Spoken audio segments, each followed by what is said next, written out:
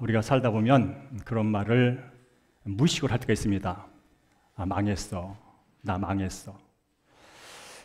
관계도 무너졌어. 신뢰도 무너졌어. 내 인생이 무너진 것 같아. 아니, 내 인생이 무너지고 있는 것 같아. 그런 말을 하게 되고요. 그런 말을 옆에서 들은 어떤 사람은 그걸 심각하게 받아들였을 땐 또 이렇게 반응을 하죠. 다 끝났네. 들어보니 다 끝났어. 여기서 뭘 더 한단 말이야. 그렇게 반응을 하기도 합니다. 오늘은 인생 가운데 몇 번은 경험하는 무너짐에 대한 얘기를 하기를 원합니다. 그러나 무너짐이 끝이 아니라 다시 시작하는 시작점이라는 얘기를 동시에 오늘 나누기를 원합니다. 여러분 25장 열왕기하 25장 1절부터 9절까지 읽었는데 온통 망한 얘기입니다. 온통 죽은 얘기입니다. 끌려간 얘기입니다. 한마디 말하면 남유다가 바벨론에 의해서 완전히 파괴되고 붕괴되고 무너지고 멸망한 이야기가 25장의 얘기가 되겠습니다. 자, 다시 한번 어떤 비참한 멸망인지 스크린에 있는 것을 다시 한번 읽겠습니다. 시작. 그들이 시드기야의 두 눈을 빼고 노사슬로 그를 결박하여 바벨론으로 끌려갔더라. 여호와의 성전과 왕궁을 불사르고 예루살렘의 모든 집을 귀인의 집까지 불렀었으며. 여러분 그림면으로 상상해 보십시오. 예루살렘에 성벽이 있습니다. 그런데 성벽이 무너졌습니다. 성벽이 불탔습니다. 그리고 하나님의 임재를 상징하는 성전이 불타 파괴돼 버렸습니다. 왕은 두 눈이 뽑혀가지고 바벨론 포로로 끌려갔습니다. 많은 사람들은 수년간 예루살렘 성 안에 갇혀서 곡식재배가 안 되니까 기근 속에 굶주림에 허덕였습니다. 결국 모든 게 끝나고 끊기고 파괴되고 무너진 현장이 바로 25장의 현장입니다. 그러나 이것은 단순한 역사적인 사건으로 우리가 보질 않습니다. 실제로 있었던 사건이지만 단순한 인간의 세속의 사건으로 보지 않습니다. 성경은 바로 이 사건이 하나님이 경고하신 말씀의 불순종함으로 일어난 말씀의 성취라고 말합니다. 여러분 신명기 읽어보면 알겠지만 28장은 하나님의 백성이 어떻게 복을 받고 어떻게 살아갔을 때 저주를 받는지에 대한 이야기가 기록되어 있습니다. 거기에 특별히 제가 요약을 해봤는데 그런 말이 있습니다. 너희가 내 말을 듣지 않으면 이방 나라가 와서 너희를 치고 너희 모든 백성을 흩을 것이며 그리고 너희는 그들의 포로가 될 것이다 라는 말씀이 신명기에 있습니다. 그리고 나서 이제 수백 년 동안 많은 선지자가 일어나서 그렇게 말하죠. 이제 그만해. 이제 그만하고 하나님께 돌아와. 여호와께 돌아와. 여호와께 돌아오라 라고 선지자들이 계속 외칩니다. 말씀에 순종하라고, 말씀을 다시 들으라고 계속 외치건만 사람들은 그 선지자의 외침을 외면합니다. 한마디로 말하면 하나님의 경고를 듣지 않습니다. 그리하여 결국 오늘 25장은 하나님의 경고가 하나님의 말씀이 현실이 된 비참한 모습을 보여주고 있는 것이죠. 사랑하는 성도 여러분, 성도님 삶에도 무너진 자리가 있을 겁니다. 과거에는 무너졌던 자리가 있을 것이고 현재는 무너지거나 현재 무너진 상태의 자리가 있을 겁니다. 그것이 크든 작든 간에 뭔가 여러분이 자각하고 있는 어떤 부분이 있을 겁니다. 어쩌면 그것이 내 실수일 수 있고 나의 과욕일 수 있고 또 아니면 다른 사람의 나를 모함하고 핍박하는 어떤 상황 속에서 일어날 수 있습니다. 그러나 오늘 여기는 예배드리는 자리, 내가 무너지고 있는 인생의 자리, 신앙의 자리가 하나님의 말씀을 나도 역시 유대인처럼 외면하고 듣지 않고 불순종함으로 나타난 현상은 아닌가라고 하는 사실을 이 말씀을 오늘 들으면서 돌아봤으면 좋겠습니다. 여러분 그런 말 많이 들어봤을 거예요. 말씀 없는 신앙은 무너집니다. 말씀 없는 신앙은 무너집니다. 왜냐하면 말씀은 모든 것의 기초요, 반석이요, 기본이기 때문에 그렇습니다. 말씀 없이 세워진다면 그건 반드시 무너지게 되어 있습니다. 기초가 든든하지 않은 상태에서 뭔가를 세우고 있다면 그것은 바람이 불고 폭풍과 나면 반드시 무너지게 되어 있습니다.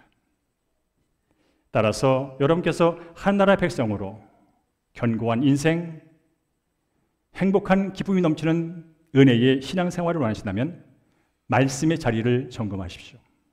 그리고 내가 말씀 위에 세워져 있는지를 스스로 바라보십시오. 성전이 불타고 왕조가 끊기고 백성이 포로가 된 그야말로 모든 것이 끝나버린 것처럼 보이는 열왕기하 25장. 그러나 이 무너짐 속에서도 성경은 그 마지막 부분에 여전히 하나님이 일하고 계시고 여전히 무너짐 속에서도 하나님은 다시 세우신다. 한마디 말하면 지금 너의 상태는 무너졌어. 너의 상태는 완전히 파괴, 붕괴, 멸망이지만 그러나 내 계획, 너를 향한 내 계획은 끝나지 않았어. 여러분, 하나님이 여러분을 향한 계획이 뭐라고 생각하십니까? 여러분의 인생 끝까지, 아니 인생 끝나고 영원한까지 갖고 있는 하나님이 여러분을 향한 계획을 알고 계십니까? 하나님 말씀합니다. 네가 현재 끝났다고, 네가 망했다고, 네가 무너졌다고 슬퍼하며 울며 원망하는 그 자리에 하나님은 여전히 다시 너와 함께 세울 수 있어라고, 내 계획은, 너를 향한 내 계획은 결코 끝나지 않았어라고 말씀하고 계시다는 사실을 믿으시길 주님으로 축복합니다. 우리 함께 예레미야 29장 11장을 말씀, 너무나 잘한 말씀이죠. 한번 읽어보겠습니다. 시작. 여호와의 말씀이니이다. 너희를 향한 나의 생각을 내가 아나니 평안이요 재앙이 아니니라. 너희에게 미래와 희망을 주는 것이니라 라고 말합니다. 이 말씀이 언제 주어졌냐면요, 포로로 잡혀갔을 때, 망해버렸을 때, 다 끝났어. 다 끝났어. 왕조도 끝났고 성벽도 무너졌고 성전도 불타버렸고 우리는 다른 나라, 이방 나라의 종으로 와 있어. 우리에겐 왕도 없어. 우리에는 성전도 없어. 우리에는 성벽도 없어. 우리를 지켜주고 보호할 모든 게 없어. 우리는 종으로 다가 그냥 죽고 말 인생뿐이야 라고 생각할 때 그때 주어진 말씀입니다.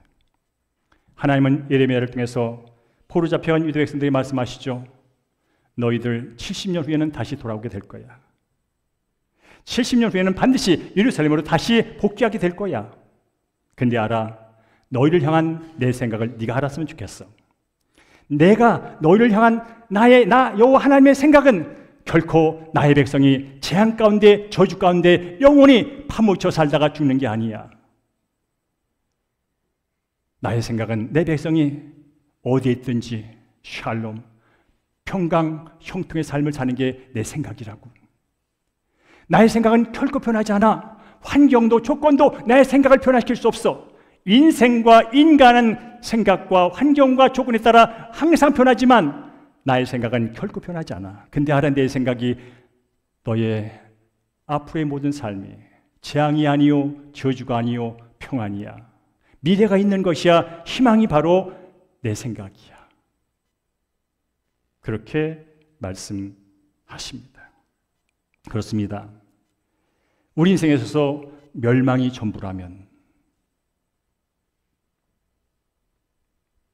우리 인생에서 상처가 전부라면, 우리 인생에서 아픔과 슬픔과 파괴와 무너짐이 전부라면 우리는 한 날 한 날 사는 것이 그 자체가 절망이요, 그 자체가 고통입니다. 그러나 성경을 읽다 보면 놀랍게도 하나님 말씀합니다. 심판 중에도 회복을 얘기하시고 멸망에 가는 그 과정 속에서 미래를 얘기하시고 불안과 두려움이 휩싸인 그 공간 속에서도 하나님은 희망을 말씀한다는 사실입니다. 그래서 심판은 하나님의 끝이 아닙니다. 다시 하나님께 돌아오려는 하나님의 사랑입니다. 따라서 심판은 회복을 다시 시작하는 출발점이 될 수 있다는 사실입니다. 여러분 성경 읽다 보면 앞으로 이제 공동체 설교 읽겠지만 이사야서를 읽다 보면 물론 메시아에 대한 얘기가 많이 나옵니다. 그 중에 하나가 이사야서 11장 1절 말씀이 있는데 한번 읽어볼까요? 이사야 시작. 이새의 줄기에서 한 싹이 나며 그 뿌리에서 한 가지가 나서 결실할 것이요 라는 말이 있습니다. 이새가 누굽니까? 다윗의 아버지입니다. 다윗이 누굽니까? 왕입니다. 다윗이 누굽니까? 하나님께 영원한 약속을 받은 자입니다.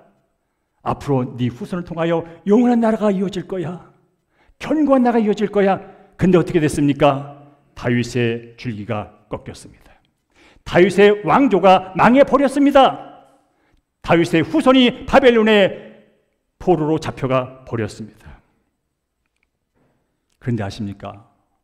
하나님은 그 꺼질 듯한 줄기에서 완전히 꺾여 잘라져 버릴 것처럼 보여지는 그 상황에서 그 줄기를 통하여 그 밑둥 뿌리를 통하여 새로운 나라를 이어가시겠다고 말씀하고 계신 겁니다. 이게 바로 구속사의 은혜입니다. 성경 읽다 보면 창세기부터 요한계시록까지 위기의 순간이 너무나 많습니다. 여기서 하나님이 포기하면 어떡하시지? 저렇게 하나님이 계속 오라고 자비를 베풀고만 계속 우상을 섬기며 계속 제갈 길을 가는 전 인생들 저러다가 끝날 텐데 하는 위기가 얼마나 많은지 모릅니다.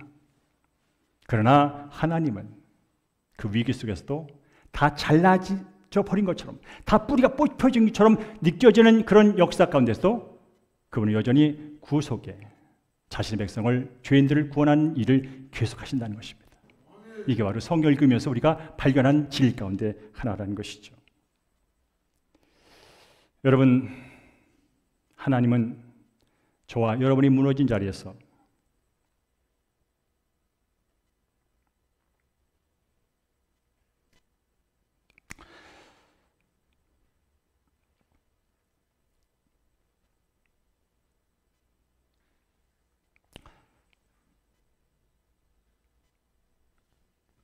새로운 길을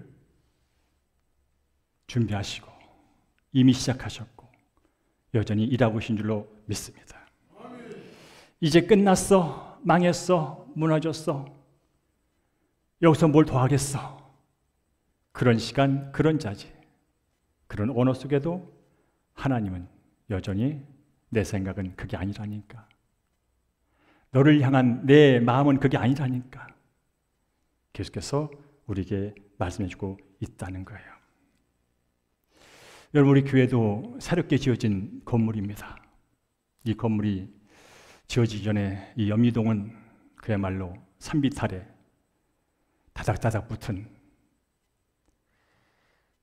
현 시대에 어울리지 않는 집들이 있던 곳입니다. 우리 교회도 마찬가지입니다. 옛날에 여기 못 살던 사람이 살았대, 달동네였대, 뭐 그런 얘기 들을 만한 동네였습니다. 그런데 이렇게 변했습니다. 저는 이 예화를 드는 이유가 뭐냐면, 이렇게 멋있는 아파트가 서고 이런 교회가 서기 전에 남들이 볼 때 저 집은 허름해, 저 집에 벽이 금이 갔어, 저 교회는 60년 됐는데 왜 저 모양이야, 뭐 그런 모습이 있었습니다. 그러나 그것이 여기 새로 세워지기까지 어떤 일이 벌어냐면 완전히 그 집과 그 교회가 파괴된 일이 있었다는 거예요. 이 대형교회가 여기 세워지기까지는 전에 있던 교회가 완전히 박살내가지고 지붕부터 기둥 모든 게 벽돌까지 다 부서져가지고 다른 곳으로 옮겨지는, 철거되는 그런 일이 있었다는 거예요. 여러분, 새 집을 지키곤 하십니까? 옛날 깨지고 허술하고 비가 새고 더덕더덕 이끼가 묻은 집들을 제거하는 과정이 필요하다는 것입니다. 그 이후에 그 터전 위에 다시 기초를 쌓고 집을 지을 때, 그럴 때 새 집이며 견고한 집이며 우리가 살면서 안전하게 살 수 있다는 것입니다. 우리가 살다 보면 마음의 상처로 더덕더덕 내 인생이 힘들 때가 있습니다. 이대로 내 인생 마감하고 싶은 생각이 들 정도로 엉망진창이 되는 상황 속에 내가 내몰릴 때도 있습니다. 그때 하나님이 너는 왜 그 모양이냐? 너는 왜 그밖에 안 되냐? 하고 발로 툭 쳐버리면 그냥 사라질 그런 순간도 있습니다. 그런데 이 아픈 것이 내가 원하는 만큼 빨리 회복되지 않을 때가 있습니다. 그럴 때 여러분 어떻게 생각할까요? 그럴 때 그래, 내 삶이, 내 인생이, 내 몸이 다시 새로워지려면 어쩌면 지금 내가 갖고 있는 마음의 상처와 아픔과 갈등과 모든 것들이 다시 제거되는 시간이 필요할지 모르겠어. 어쩌면 이 아픔과 이 상처와 이 불안은 내가 갖고 있는 내 중심의 삶, 내가 왕이 되어 내 마음대로 내 주관대로 생각하고 판단하고 말했던 것들을 어쩌면 다시 정렬시키는 시간일지도 몰라. 내가 봐도 실은 나 위에 또 다른 새 집을 짓는다면 그게 어떤 집일까? 어쩌면 하나님이 그 모든 것, 하나님 보기에도 그렇고 내 보기도 좋지 않은 것을 완전히 파괴해버리고 그분이 기뻐하시는 집을 내 삶 가운데, 내 몸 가운데, 내 인생 가운데 지으려고 이런 고난을 연장시키고 있는 것은 아닐까? 그렇습니다. 건물을 철거하고 새 집을 지으려면 어쩔 수 없이 건물이 무너지는 소리를 감내해야 합니다. 집을 짓다 보면 벽돌을 쌓고 돌을 깨는 망치 소리를 견뎌내야 합니다.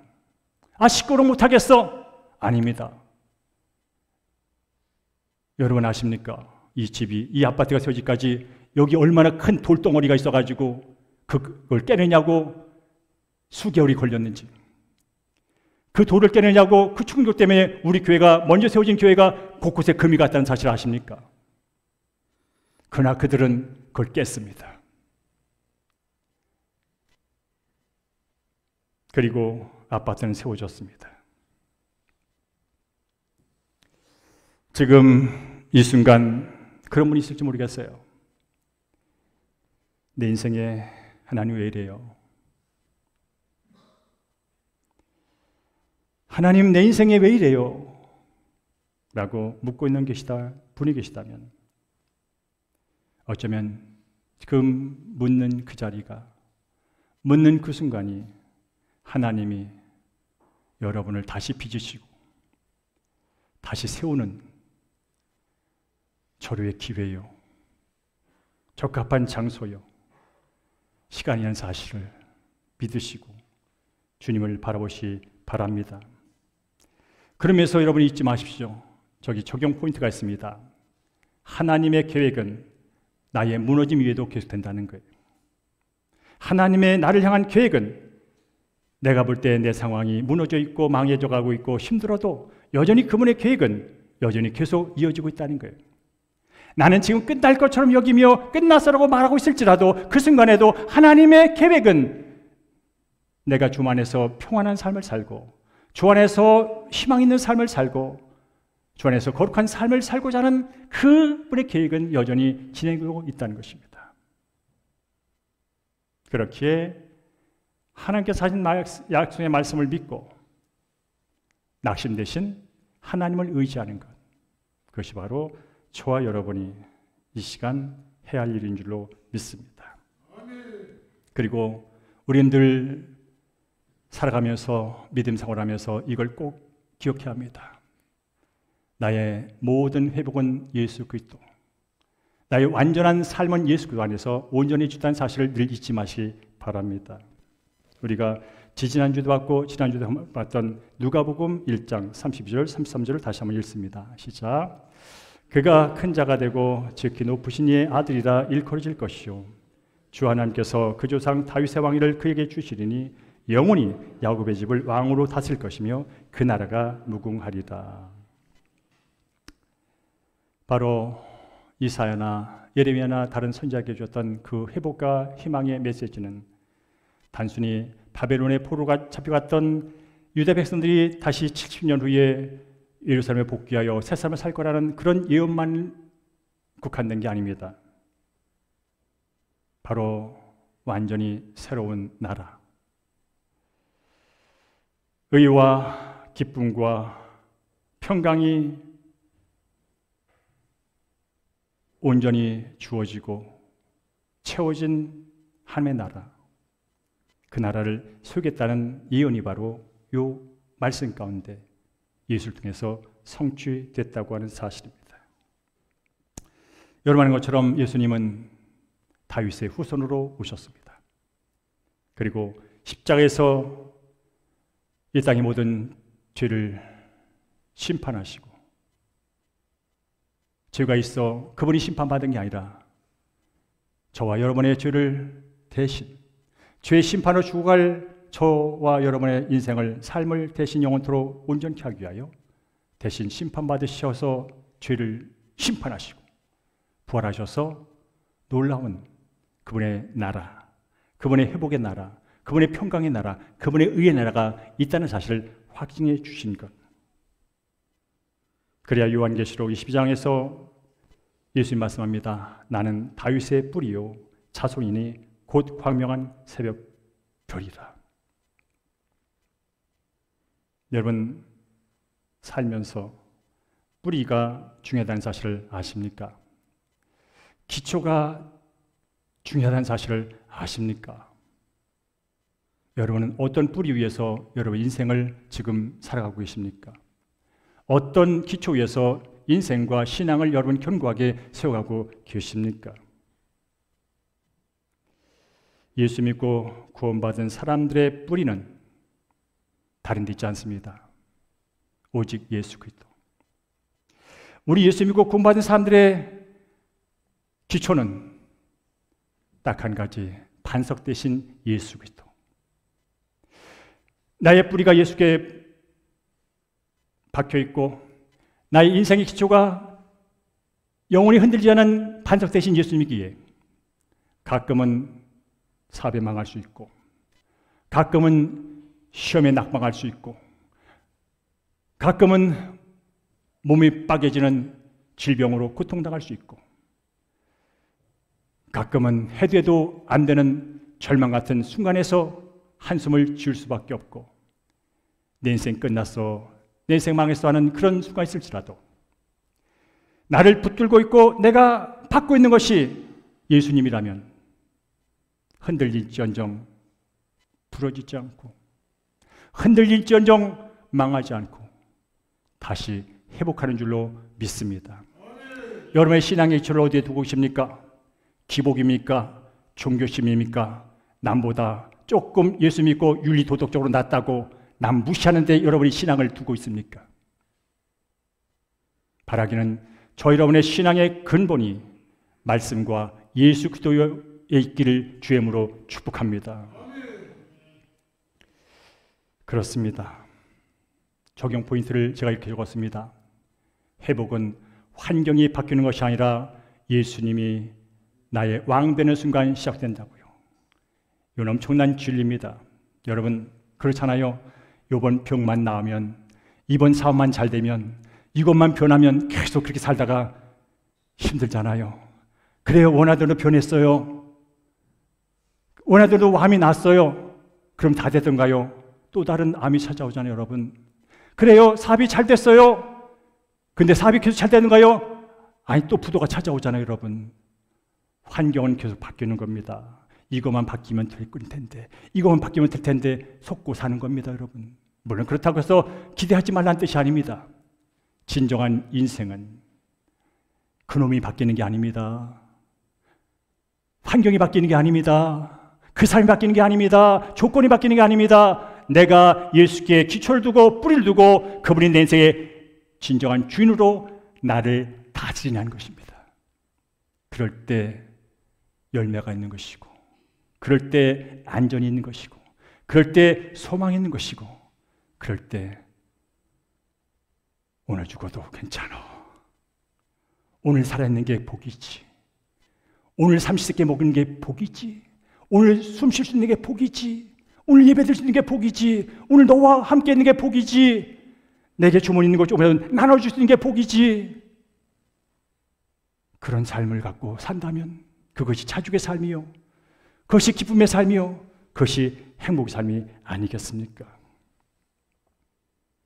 여러분, 어떤 사람은 암 선고를 받고 다 끝났다고 한숨 쉬며 사는 사람이 있습니다. 그렇게 한숨 쉬다가 죽는 사람이 있는가 하면 그 한숨 속에서 나 자신의 연약함을 발견하고 나의 욕심을 발견하고 나의 과욕을 발견하고 나의 연약함을 발견하여 그때 자신의 아무것도 아님이 자각됐을 때 그때 여러분 초월의 눈이 열리고 창조의 눈이 열리고 예수님의 눈이 열려 주님을 만나게 된다면 그게 복입니다. 어떤 젊은이는 열심히 노력합니다. 공부를 열심히 합니다. 그러나 여러분 세상을 그렇게 내가 열심히 한 만큼 바로바로 곧바로 대가를 지불하지 않습니다. 실패도 낙방도 거부도 늘 우리 주변에서 기다리고 있습니다. 여러분 살면서 무너진 순간, 찢어진 순간, 망했다 여겨지는 순간에 어떻게 일어나셨습니까?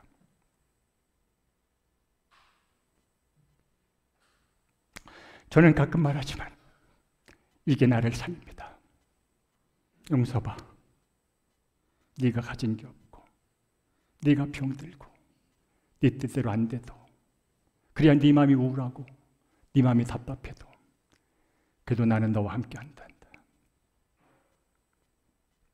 네가 암이 재발해서 수술을 하고 치료를 하고 그래서 몸이 지쳐서 어둠이 몰려오는 그런 순간을 맞이하지만 근데 아니 그래도 너는 나의 귀한 보배 같은 귀한 존재란다.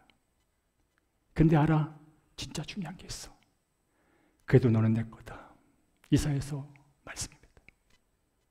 하나님이 저에게 그래도 넌 내 거라고 말한다면 이보다 큰 우려가 어디 있습니까? 너가 없고 네가 못나고 네가 아프고 네가 무너졌다고 하는 실망 속에 있어도 그래도 나는 너를 결코 떠나지 않는다. 결코 버리지 않는다. 왜냐하면 너는 나의 아들 예수 그리스도의 피값 산 세상에 그 어떤 것으로 계산할 수 없는 그런 가치를 지닌 나의 보배요 나의 것이기에 얘야 다시 일어나자. 나와 다시 한번 시작하자. 그런 말이 저를 붙드는 거예요. 그래서 저기 오늘도 여기 있는 거예요. 감격해서 울먹거리며 말씀을 전하는 거예요. 여러분 예루살렘은 무너졌습니다. 역사적인 팩트입니다. 그러나 하나님은 무너지지 않았습니다. 성전은 불탔습니다. 팩트입니다. 사실입니다. 그러나 그 조그만 성전에 갇혀 있을 수 없는 모든 것을 성전 삼아 계신 이 우주만보다 크신 그분은 여전히 살아계시다는 것입니다. 그래서 오늘 예배가 예배입니다. 우리는 살아계신 하나님을 믿고 있습니다. 세상의 역사는 요동칩니다. 한나라의 역사도 그렇고 개인의 역사도 그렇고 일생일대 죽을 때까지 요동치다 죽습니다. 그러나 요동치는 역사 속에서 고통과 신음과 원망과 불평과 불안과 두려움 속에 사는 그 인생들을 여전히 구원코자 하는 하나님의 구원의 역사는 여전히 흐르고 있는 줄로 믿습니다. 그래서 하나님의 역사 속에서 무너짐과 깨짐은 끝이 아니라 저주가 아니라 다시 하나님을 기억하는 시간이요 함께 돌아올 수 있는 시간이요 하나님의 거룩한 백성으로 정화되고 성결하게 되고 깨끗하게 거룩하게 빚어지는 시간인 줄로 믿습니다. 그렇습니다.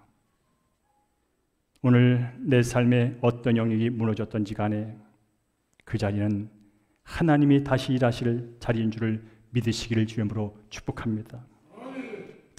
어떤 아들이 있었습니다. 그는 블록 쌓기를 아주 좋아했습니다. 눈만 뜨면 벽돌을 쌓습니다. 집을 지으려고 애를 씁니다. 그런데 그 아버지는 그 아들이 열심히 쌓는 벽돌을 발로 차서 부숴버립니다. 아들이 처음에는 아버지가 왜 그럴까 그랬습니다. 그래도 열심히 쌓았습니다. 근데 아버지는 또 와서 그 벽돌을 부숴버립니다. 그래서 화가 나서 울먹거리며 이 아들이 아버지에게 말합니다. 아버지, 내가 열심히 이 벽돌을 여기 쌓고 있는데 왜 부숩니까? 왜 파괴합니까? 그럴 때 아버지가 웃으면서 이렇게 대답을 합니다. 얘야, 너가 지금 블록을 쌓는 곳은 주차장이야. 주차장은 차를 세우는 곳이라고. 네가 쌓을 곳은 거기 아니야. 여기 아버지가 만드는 여기 집터가 있잖아. 여기에 아빠가 기초를 잘 해놨으니 그 위에 네 블록을 쌓아. 사랑하는 성도님, 우리는 가끔 열심히 일하면서 왜 하나님은 내 열심을 받아주지 않을까? 왜 나같이 열심히 노력하고 애쓰며 하는 나의 삶을 하나님은 왜 외면하실까? 그렇게 여길 때가 있습니다. 혹시 주차장에다가 벽돌을 쌓고 있지는 않은지요? 혹시 하나님의 말씀과 예수의 반석이 아닌 다른 곳에 물질을 기초 삼아, 명예를 기초 삼아, 인정을 기초 삼아, 나의 의를 기초 삼아 그곳에 여러분의 인생과 신앙을 쌓고 있지는 않은지요? 그러면 부서지는 게 복입니다. 부서져야 내가 잘못 갖고 있는 것을 알기 때문에 그렇습니다. 자, 이제 말씀을 마무리하면서 적용을 하기를 원합니다. 그러면 무너진 자리에서 새 삶을 살고 새 역사를 세우기 위하여 하나님 앞에서 우리는 무엇을 해야 될까요? 저는 4가지를 적용하고 싶습니다. 첫째는 무너진 자리를 말씀으로 덮으라는 것입니다. 일단 여러분 머릿속에 아니면 오늘 집에 가셔서 내 인생에 지금 무너진 부분이 무엇인가를 하나 써보십시오. 그럼 분명히 크든 작든 간에 있을 겁니다. 무너져 가던 것이든지 무너졌든 간에 뭔가 하나 있을 겁니다. 그러면 그것만 쳐다보면 대답이 없습니다. 거기에 답이 있지 않습니다. 거기에 말씀을 덮으십시오. 말씀을 적으십시오. 다른 얘기 안 하겠습니다. 오늘 했던 말씀을 덮으십시오. 여러분이 나는 저주 같은 인생이야. 나는 망해버렸어. 라고는 어떤 부분이 있거들랑 예레미야 29장 11절 말씀을 덮어버리십시오. 너희를 향한 나의 생각을 내가 하나니 재앙이 아니라 평안이다. 너를 향한 나의 생각은 미래요 희망을 주는 것이다. 이 말씀을 덮어버리십시오. 무너진 자리에 열심으로 덮으면 더 무너질 뿐입니다. 무너진 자리에 내 열심으로 덮으면 더 무너질 뿐입니다. 하나님의 것으로, 하나님의 마음으로, 하나님의 계획으로, 하나님의 약속으로 붙드십시오. 거기에 새로운 싹이 날 것입니다. 여러분, 특별히 신앙생활 그런 분 계세요. 남 첫사랑을 회복하고 싶어. 옛날같이 열심히 신앙생활 하고 싶어. 그런 분이 계세요. 근데 그러기를 몇 년인가요? 그러기를 몇 년인가요? 어디서 무너진지 아십니까? 말씀에서 멀어짐으로 무너진 겁니다. 여전히 하나님을 내 의와 내 열심과 내 노력으로 뭔가 만족시켜 보려고 하는 그 노력 때문에 무너진 겁니다. 우린 결코 나의 노력으로 열심으로 하나님 만족시키지 못합니다. 그의 은혜를 알 때, 은혜를 머무를 때, 은혜를 사모할 때, 은혜 앞에 내 자신을 맡겨버릴 때 그분이 일하십니다. 첫사랑 회복하십니까? 말씀으로 돌아오십시오. 그저 그분에게 귀를 기울이세요. 그리고 하나라도 들렸으면 발을 떼세요. 그러면 거기에 회복이 일어나는 겁니다. 기도의 자리가 무너졌을 겁니다. 신앙이 무너졌고 교회는 다니지만 열심히 하지만 여전히 마음에 기쁨이 없는 분이 계실 겁니다. 열심히 버티는 분도 계실 거고요. 그래도 예수를 믿어야지 하는 다짐으로 버티는 분도 계실 겁니다. 근데 여러분, 그럴수록 주님 앞에서 솔직하게 작은 소리로 그분과 대화하세요. 나의 약함을 그분께 그냥 말하세요. 뭘 하려고 하지 마시고. 주님 부르세요. 그분과 함께하는 시간을 좀 가지세요. 거기에 회복이 시작되는 겁니다. 그렇지 않으면 여러분 남이 해줄 수가 없습니다. 두 번째로 끝났다고 느끼는 자리에 그 자리를 하나님께 맡기십시오. 끝났는데 내가 뭘 더 합니까? 끝난 그 자체를 주님께 내어드리는 겁니다. 포기했던 관계, 무너진 마음, 꺾인 꿈마저도 주님께 다시 내어 맡기는 겁니다. 그런 말 들었잖아요. 네가 끝이라고 말할 때 나는 시작의 버튼을 누르는 시간이라고. 내가 끝났다고 창문을 닫으려는 순간 하나님은 새로운 회복의 문을 여는 버튼을 누르신다고. 그러니 오늘도 끝났다고 여기겠다면 그 자신을 가지고, 그 자체를 가지고 주님께 나아가십시오. 주님, 저 몸뚱아리도 받아주지만 제 마음도 받아주세요. 제 마음 가운데 주를 향한 기쁨도 받아주시지만 제 마음 가운데 주님의 이름마저 부를 수 없는 그 막막한, 그 답답한, 아니면 그 굳어버리는 내 마음마저도 주님 받아주세요. 세 번째로 진짜 중요한 게 있습니다. 저는 이걸 죽을 때까지 설교할 겁니다. 예수님을 나의 왕으로 진정 모시고 사느냐 이겁니다. 환경이 바뀌어야 내 인생이, 신앙이 바뀌는 게 아닙니다. 누가 나를 다스리냐가 중요합니다. 여전히 교회를 다니면서 돈이 나를 다스리면 돈의 종입니다. 여전히 자기 의가 나를 다스리면 여전히 거기에 종입니다. 거기에는 자유가 없습니다. 돈 벌리 말라는 얘기가 아닙니다. 돈은 편리하고 자유성을 주긴 합니다. 그러나 그것이 우리의 근본을 회복하지는 못합니다. 근본적인 기쁨과 근본적인 평안을 제공하지는 못합니다. 편리하긴 합니다. 더 먹을 수 있고 더 놀 수 있고 더 볼 수 있습니다. 좋습니다. 열심히 버십시오. 예수님을 나의 왕으로 모시고 사는 겁니다. 그래서 이렇게 질문한 분이 있더라고요. 목사님, 예수님 왕으로 모시고 싶은데 도대체 그분 보이지도 않고 어떻게 그분을 왕으로 모시며 살란 말입니까?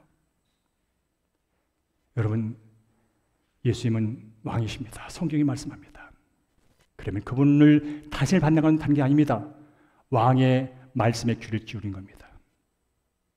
이게 다스림 받는 겁니다. 그리고 왕은 분명히 귀를 기울인 자에게 말할 겁니다. 왕이 명령도 할 것이고 권면도 할 것이고 조언도 할 것입니다. 들었으면 순종하는 것입니다.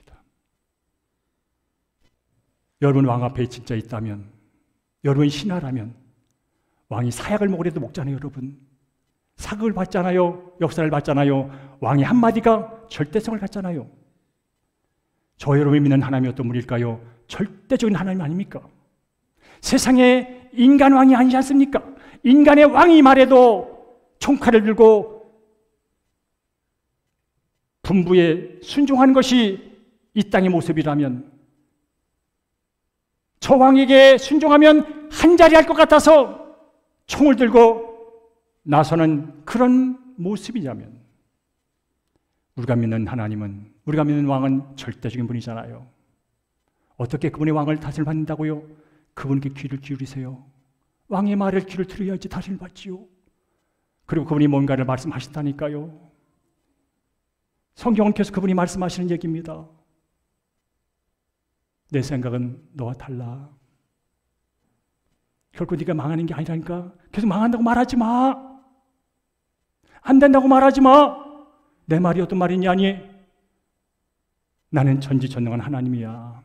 할 수 있고 있으니 무시하고 말하지 마. 전지전능한 나는 모든 걸 할 수 있어. 그 말씀을 들었으면 사탄은 내게 와서 네 주제에, 네 상황이 그런데 끝났다고 말할지라도, 아니야, 내가 믿는 나의 왕 하나님이 말씀하시는데 그분은 결코 나를 떠나지 않는데, 그분께 맡기면 그분께서 나의 인생을 새롭게 빚으신대 라고 그 말씀을 입으로 선포하고 그 말씀대로 움직이는 거예요. 이게 다스림 받는 거예요.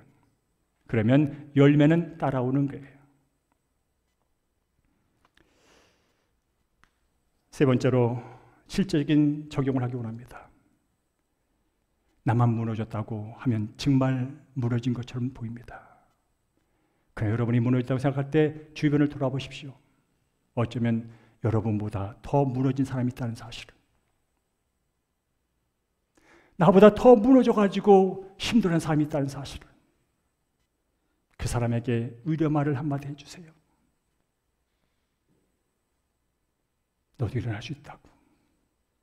그분을 포옹해 주세요. 예수 믿고 구원받는 것은 예수 믿어 나도 잘 되는 거지만 예수 믿어 보니 내 주변에 하나님 없이 살아가는 사람이 너무나 많구나. 하나님 없는 세상의 가치에 묶여서 신음하며 사는 사람이 너무나 많구나. 저렇게까지 표현할 필요는 없을 텐데, 저렇게까지 막말할 필요는 없을 텐데, 혹시 그런 분 있으면요, 조용히 가서 손을 잡아주세요. 그러면 그 사람은요, 여러분이 잡은 손 한마디에 무너짐에서 일어나는 기적을 경험하게 될 줄로 믿습니다. 자, 오늘 설교의 핵심은 이 한 문장입니다. 따라할까요? 무너짐은 끝이 아니라 은혜가 시작되는 자리입니다. 우리 결단선언 3가지를 하고 오늘 말씀을 정리합니다. 따라할까요? 무너짐은 끝이 아니라 은혜가 시작되는 자리입니다. 하나님의 계획은 재앙이 아니라 평안입니다. 주님, 제 인생의 재건축은 당신의 손에 있습니다. 아멘. 제가 지금 재건축돼서 여기 서 있습니다. 열흘 전에 방사선 25차 끝냈습니다. 다시 저는 살아났습니다. 더 견고해질 겁니다. 그리고 제 입에서는 오직 예수 그리스도, 오직 복음, 오직 은혜, 오직 말씀, 오직 예수가 나의 주, 오직 예수가 나의 왕, 그것만 고백될 겁니다. 그러니 여러분 제 소개 들을 때 우리 목사님은 예수가 계속 왕이래, 예수가 계속 주래, 예수밖에 몰라, 그 말을 여러분 하실지라도 나를 세운 예수, 나를 경고케 하신 예수, 날 영원토록 오늘 죽어도 영원히 사는 기쁨 가운데 평안 가운데 이끄시고, 내가 우는 눈물은 슬퍼 우는 눈물이 아니라 그분이 주시는 은혜 때문에 우는 눈물, 이 눈물은 씻을 필요도 없고 이 눈물이 기쁨이요, 이 눈물이 감사요, 이 눈물이 은혜기에 여러분도 다만 주간 여러분의 인생의 뿌리울 기초를 예수님께 두시고 그분 안에서 사업을 하시고 그분 안에서 공부를 하시고 그분 안에서 세상을 바라보시고 그분 안에서 여러분이 가진 것, 남보다 나보다 더 무너진 사람에게 주님의 사랑을 전할 수만 있다면 그것이 행복이요, 그것이 복이요, 그것이 은혜요, 그것이 살만 나는 하나님이 기뻐하시는, 그래 대견하다, 그래 고맙다 하는 하나님께 칭찬받는 아름다운 삶이 이어질 줄로 믿습니다. 아멘.